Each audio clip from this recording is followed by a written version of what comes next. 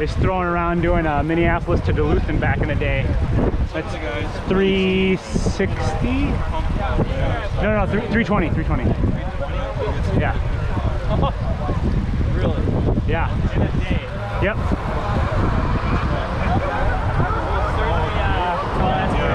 I mean, that's a lot. Realistic. I mean, well, and basically, so you know, there's the double dam, 480. Was that going back? Yeah. Yeah. More consistent, I think, more than anything else. Are they way ahead of you though? Oh yeah, but it's you get 48 hours. So. Do they camp? I just read the stories to figure out what they did.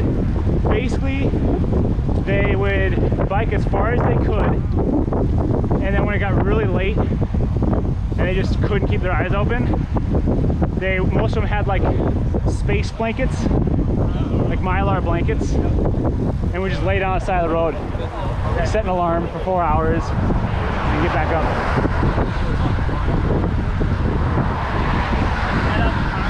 You got it. I mean, you sleep anywhere at that point.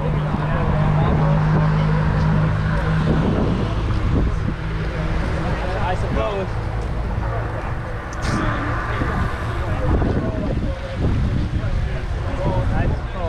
Yeah.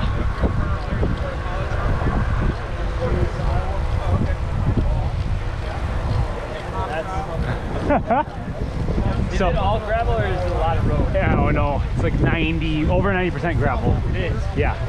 They've just found the gravel route, huh? Yep. They'll have you go out of your way to hit gravel. Where do you go through the metro though? You're way south. Way south? Yeah.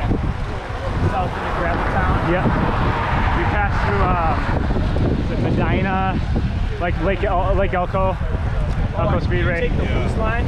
No, you're never that far north. Okay. Yeah, so think of like, the best way that I can describe it is think of like Cannon Falls. Yep.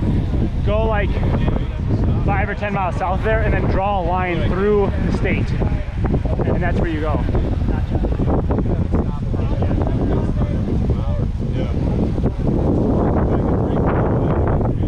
So, yeah, when I got done, looked at my wife, she's like, how was it? I said, that was stupid. That was so long. And that's kind of the... Were you with guys the whole time? Pretty much. Well, so the guy that I did it with, it was his 3rd time doing it. Okay. And the first 2 times, he did it solo. Which just, yeah, that's just insane. So much toughness. A lot of reflection time. Oh, your demon. A lot of introspection. According to them, which I noticed, that your demons start to come out. Right? Man. It messes with your head, right? Yeah. It's 240 is just a lofty number. Yeah. It's a lot. On a gravel too, like, so what was your average pace? Starting off, it was close to 20. Okay. But that's because it was a downhill. Okay. By the end of it, it's like between 13 and 14. Okay. And because you just hit some like gnarly uphills. One of my goals was just to stay on the bike. And I think I got that. Not fall off? Not get up and walk it up a hill. Oh, I see. Okay. Just At the end when your legs are yeah. And you just like got nothing left. Just longest trainer. 170. 170? Yeah. That's pretty solid. Yeah. So I felt pretty good, like as good as you can feel. The challenge is, I mean, even like in a century, you can just, stuff can come up. What's that? Stuff can come up. Like, oh, yeah. But what was great is that Sending it. I was really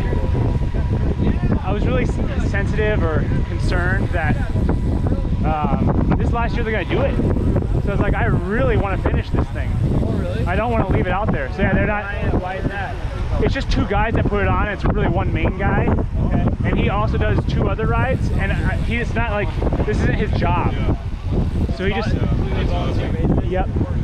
And he just like, he's like, I can't do it. His kids are getting older, and it's so grueling for like, you know, the whole week beforehand, but then all the prep and organization, and it's just a lot. You have 500 people signed up. 500? Yeah. 500 signed up, just over 300 started, just over 200 finished. Okay. 60 people signed up for the double dam, 11 finished. How many showed up? Oh, that I'm not sure of. 11 finished the double, huh? Yeah. 480. 480. Yeah, 484. So you have to ride 10 miles per hour the entire way. Yeah, and really, it's a lot more than that. But yeah, your average would have to be stops. Because your stops, yeah.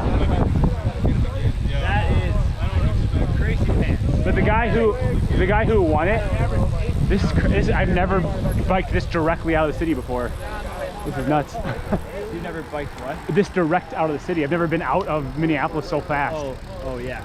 It's usually like these little stops and these big roads, you mean? yeah. Okay. I'll unclip.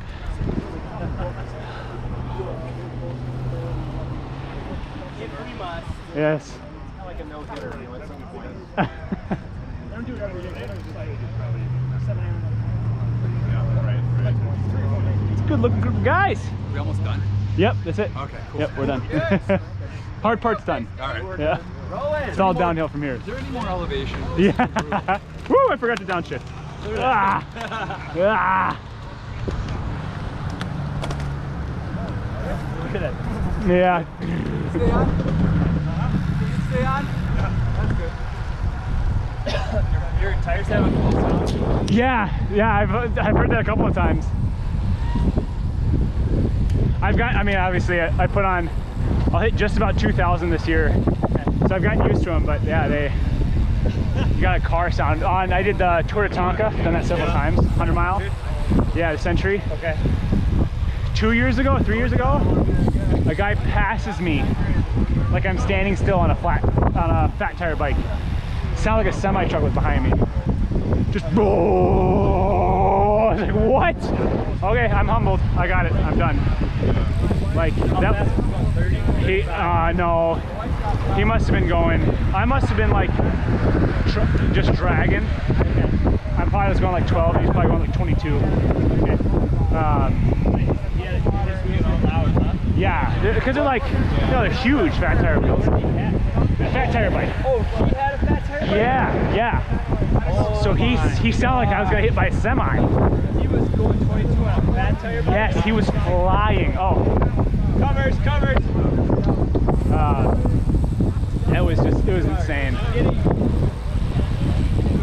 But I did the first 60 on that. Downshift. Oh yeah, downshift. Good reminder. That's a good team captain.